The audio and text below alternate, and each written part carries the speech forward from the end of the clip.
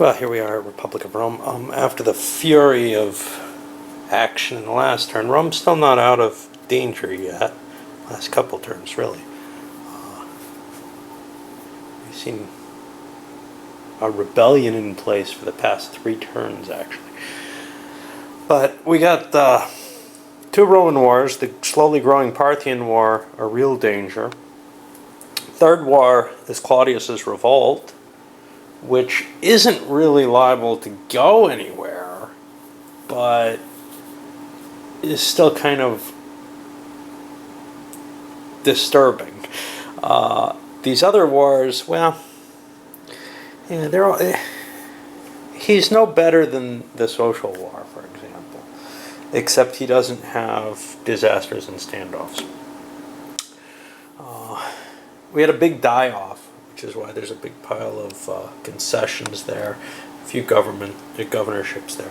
There were a lot of old men, nothing to do with a hiccup because of the revolts. Just, you know, nobody aged further. This would have happened anyhow. I don't know how many, maybe 3 or 4 died at least. Well, I got 3 governorships, and I think more than that died. So, a couple went into the burial pile, though, which is a problem. Well, we'll see. We'll see what can happen. The dictator has failed to really, you know, he was hoping to turn this into his win.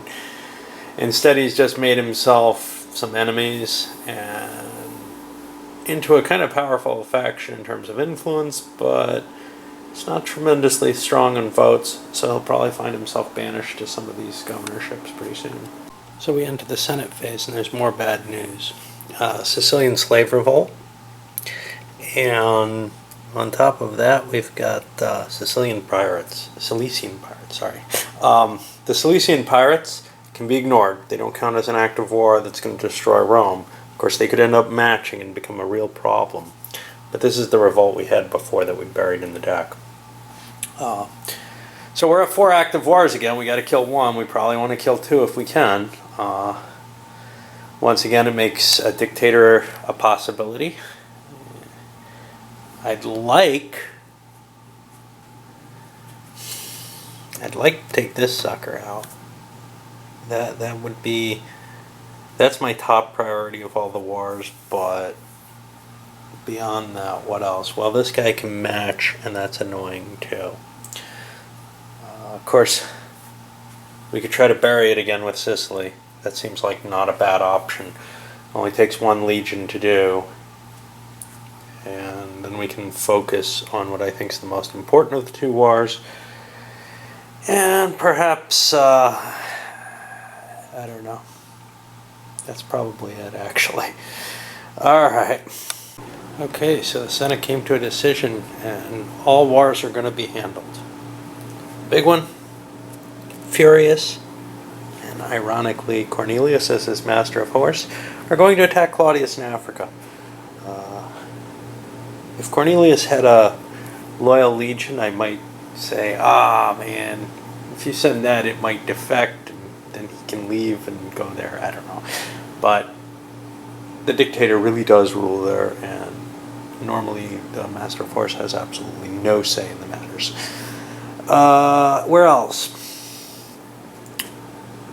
What's on the Fabius, as the field counsel, has been given a slightly under force. I think he's at around +8. Everybody else is around +10, although Sicily got dropped down, I think, to a +9. To attack the Social War. Sicily, under Quinticus, is going to try to bury the Sicilian slave revolt. And Asia, with Aemilius, is going to try to bury the Parthian War. The hope here is to get rid of a couple of them at least, but maybe reducing their chances. This would be assured to be destroyed if they went all out against it. But Rome is kind of risky right now. Plus, the idea of sending a lot of forces with any one leader is very unpleasant.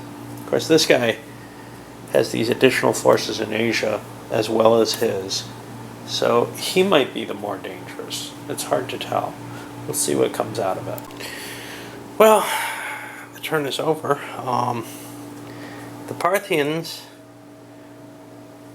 ran into a disaster in Asia.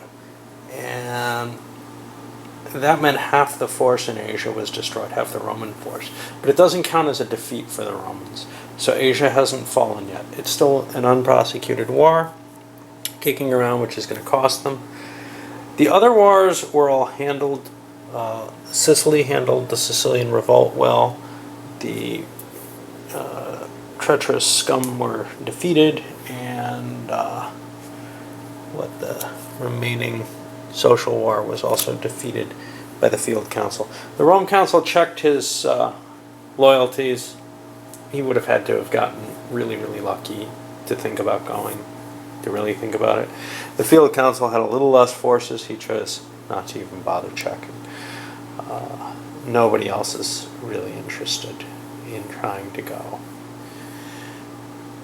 The situation, if the situation were grimmer, then one of these governors would have gone. One thing with the senatorial situation, they couldn't send any of this faction as governors, because then they would have added to the revolt.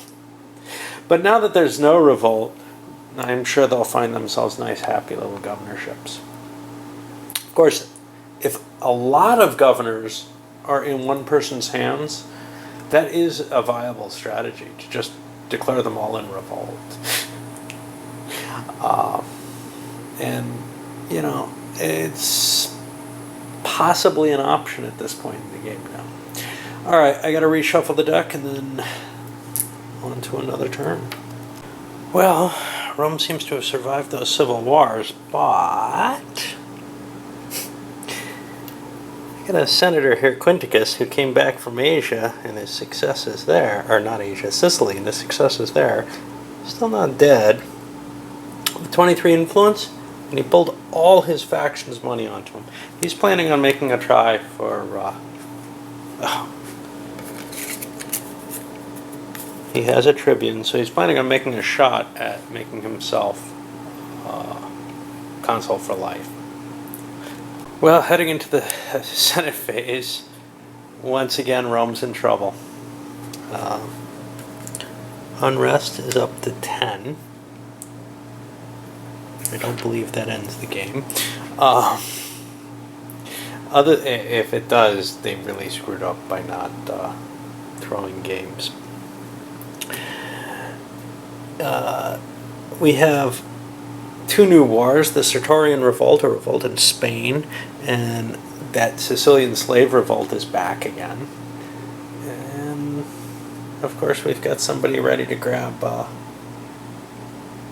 themselves consul for life. Now, they have to survive the turn, but that's not a problem. There's only three issues in place. However, we also have a manpower shortage and an ally deserts, which says if he doesn't win this turn, Rome's in a lot of trouble. If he's able to get his consul for life, it doesn't really matter because Rome survived. The dictatorship takes place, or the empire will form, or whatever, under the rulership of who? Quinticus.